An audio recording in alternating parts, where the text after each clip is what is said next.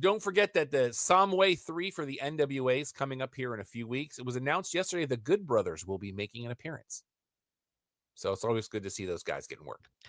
They did it in a really interesting way, though, with the way they introduced it, using the social media. It was really well done. TSW, I need you to catch up. Because they're now showing TSW on CW33 before Raw, which is smart programming. Yeah.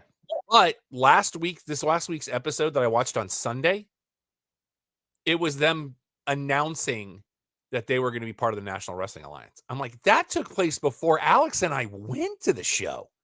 Yeah. For NWA. And that was in January, bro.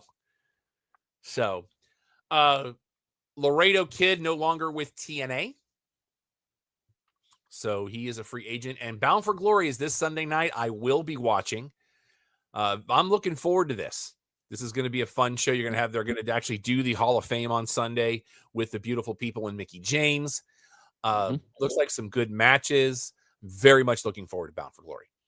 Because this is their big it looks like a solid card. Really well built out. And from the WWE standpoint, Santos Escobar has allegedly re-signed long-term at the last minute, which seems to be the MO as of late.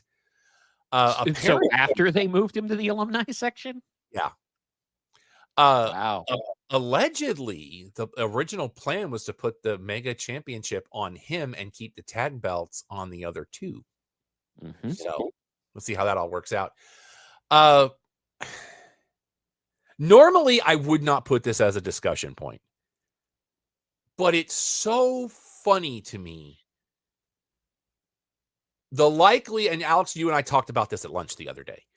Okay. The likelihood of this being a thing is so remote. And Don, I don't know if you've heard about this. Okay, what's up? There are whispers in the wind that this year's Mania will be the last one for the foreseeable future not in Saudi.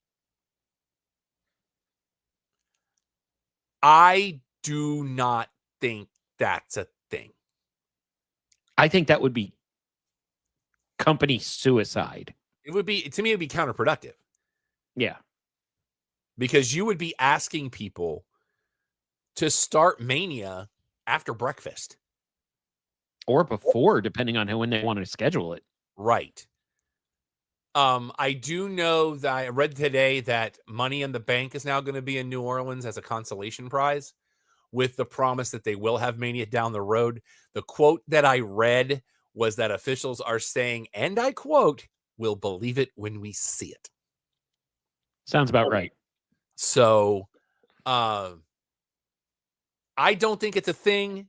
There's people talking about it right now. Odder things have happened in this industry. There's a lot of negative heat on the company right now. Deservedly. I'm not agreeing or disagreeing. I don't personally, I don't disagree with you, Don, but from what I'm about to say is more neutral. There's a lot of negative heat on the company. And one of the things we've learned very recently is counter influencing. So this also very well in this day and age could have been somebody making a comment, and it happened to be that one person that the tinder started and then the fire grew. So there's a possibility. There's been no confirmation of discussions on this. I think it's so insane, but we've also known the deal still exists in Saudi Arabia because there's a big check with 3 commas multiple times over. And the answer to all of your questions is money. It's about the money. And let me go on this because remember, keep it in bounds, Don. I understand. There was, you know how I feel about Saudi Arabia in the first place about some of this, whatever. If it's going to be overseas 6 hours ahead, London should have got it first. London should have got it wrestle. Even Cena teased it at that pay-per-view 2 years ago.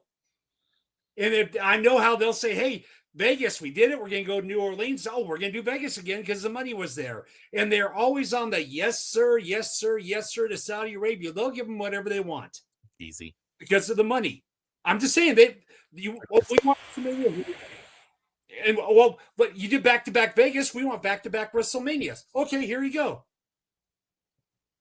You know, That is a valid point on that one, just because of precedent.